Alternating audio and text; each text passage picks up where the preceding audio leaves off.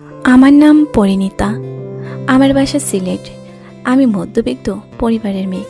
আমি অনেক কষ্টে বড় হয়েছি। বাবা জমিতে কাজ করত এবং মা বাবার সাথে সাহায্য করত, পাশাপাশি হাতের কাজ করত। এভাবে আমাদের অনেক হাসি খুশিতে দিন কাটছিল। হঠাৎ বাবা অসুস্থ হয়ে পড়ল। গ্রামের ডাক্তার দেখালাম। তিনি বললেন রক্ত নেই, শরীর অনেক দুর্বল। আমি গ্রামে রক্ত খোঁজ করেও কোথাও পেলাম না। আমি একটা গাছের নিচে বসে কান্না করতেছিলাম। তারপর আমার এক বন্ধু শুভ বলল তার নাকি শহরে এক পরিচিত আত্মীয় আছে যে নাকি ব্লাড ব্যাংকে কাজ করে। তারপর আমি তার কাছে যাই। তিনি আমার নাম জিজ্ঞাসা করলো। আমি বললাম পরিণীতা। আমি বললাম শুভ আপনার কথা আমাকে বলেছিল। তিনি বললেন হ্যাঁ আমি জানি, শুভ আমাকে ফোন দিয়েছিল, তোমার বাবার জন্য রক্তের দরকার। আমার নাম দীপ। আমার ব্লাড ব্যাংকে তোমার বাবার গ্রুপের রক্ত আছে, তুমি চিন্তা করো না। তারপর তিনি বলল বাহ, তোমার নামটা তো অনেক সুন্দর, তুমি দেখতেও পরীর মতো সুন্দর। আমার অনেক খারাপ লাগা কাজ করেছিল। আবার উনি কি রকম জানি বাঁকা বাঁকা চোখ করে আমার শরীরের প্রত্যেক অঙ্গ দেখতে লাগলো। উনি বলল পরি, তোমার বডি ফিটনেস তো অনেক ভালো। তারপর দীপ বলল শোনো পরি, রক্ত ম্যানেজ করে দেব একটা শর্তে। পরিণীতা, তোমার এক রাত আমার সাথে কাটাতে হবে।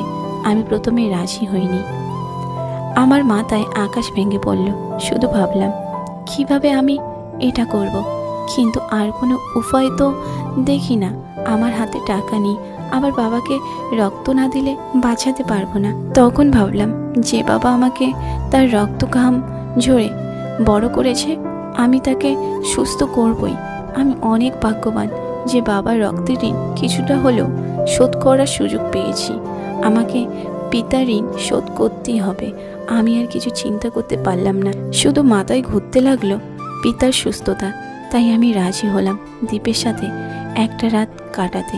তারপর দীপ বলল পরিণীতা, তুমি আজকে বিকেলের দিক আমার বাসায় আসবে। আমি বললাম ঠিক আছে। আমি বিকালের দিকে তার বাসায় গিয়েছি। দীপের বাসার সামনে এসে বেল বাজাতে লাগলাম, কিন্তু কারো কোনো সাড়া শব্দ নেই। তারপর হঠাৎ দেখি দীপের বাসা থেকে ওর কাজের লোক দরজা খুলেছে, কিন্তু দীপকে কোথাও দেখি না। দীপের কাজের লোকের কাছে জিজ্ঞেস করলাম দীপ কোথায়। কাজের লোক প্রথমে চুপ করেছিল, তারপর আমার দিকে তাকিয়েছিল আর কি যেন আমাকে ইশরা করছিল, কিন্তু আমি প্রথমে বুঝতে পারিনি। তারপর বুঝতে পারলাম সে আমাকে দীপের ঘরে যেতে বারণ করেছে, কিন্তু তার কোনো কথা না শুনে আমি বলি দীপ কোথায়। তখন কাজের লোক বলল স্যার উপরে। আমি বললাম ঠিক আছে। তারপর দীপের দরজার কাছে গেলাম। দরজা ধাক্কা দিতেই খুলে গেল। রুমের ভিতরে দেখে অন্ধকার। আমি দীপের নাম ধরে ডাকতে লাগলাম, কিন্তু কোনো সাড়া শব্দ নেই। হঠাৎ করে দীপ ওয়াশরুম হতে বেরিয়ে আসলো আর বলল আরে পরি ডার্লিং, এসো এসো, ভিতরে এসো। আমার অনেক ভয় করতে লাগলো। হাত পা ভয়ে ঠান্ডা হয়ে গেছে, মুখে কথা আটকে যেতে লাগলো। আমার হাত ধরে দীপ রুমের ভিতরে নিয়ে যায়। তারপর আমাকে বলে তুমি বসো, আমি আসি। দেখি হাতে একটা মোম আর মদের বোতল। তারপর দেখি 2টা গ্লাসে মদ ঢাললো। আমি বললাম দুটো মদের গ্লাস কাদের দীপ? দীপ বলল তোমার আর আমার। আমি বললাম দীপ আমি মদ খাই না। তারপর জোর করে আমাকে মদ খাইয়ে দিল। তারপর আমাকে একটা শাড়ি দিল আর বলল তুমি এই শাড়িটা পরে এসো পরিণীতা। আমি শাড়ি পরে সামনে আসলাম। তারপর আমাকে জোরে খাটের উপর ধাক্কা দিয়ে ফেলে দিল। দীপ আমার কপালে কিস করতে লাগলো। আমার শাড়ি ধীরে ধীরে খুলতে লাগলো। আমার লুলের কাঁটা খুলে ফেললো। আমার চুলে কিস করলো। আমার ঠোঁটে চুমু দিতে লাগলো। আমিও কিছুটা উত্তেজিত হলাম আর আমিও দীপের ঠোঁটে চুমু দিতে লাগলাম। তারপর সে আমার সাগরে মুখ দিয়ে চাটতে শুরু করলো। আমি বললাম আমি আর পারছি না দীপ। দীপ কোনো কথা শুনলো না আমার। দীপ আমার সাগরে ডুবতে ব্যস্ত। তারপর আমার ডান দিকে চামড়টা খেতে লাগলো আর আমার বাম ধারের চামড়টা চাপতে শুরু করলো। আমার ব্যথা করতেছিল। আমি এত কামনা সহ্য করতে না পেরে খাট থেকে উঠে আসলাম। কিছুক্ষণ পর দেখি আমার সাগর থেকে জল বের হচ্ছে। আবার দীপ আমাকে কোলে করে খাটে শোয়ালো।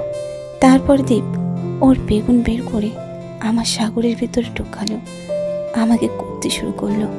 আমি ব্যথায় জোরে জোরে কান্না করতে লাগলাম, কিন্তু সে থামলই না, আমাকে করতে লাগলো। প্রায় 10 মিনিট আমাকে করলো। প্রথমে অনেক ব্যথা করেছিল, কিন্তু তারপরে আমি অনেক আনন্দ অনুভব করলাম। সে যেন এক অসীম তৃপ্তি, যা কখনো পাইনি। তারপর দীপ সঙ্গম করতে করতে ঘুমিয়ে পড়ল, কিন্তু আমি খাট থেকে ব্যথায় উঠতে পারছি না। সকাল হলে বাড়ি আসবো, তখন দীপ বলে, তোমার বাবার জন্য রক্ত নিয়ে যাও। আমি এক শান্তির নিঃশ্বাস ফেললাম।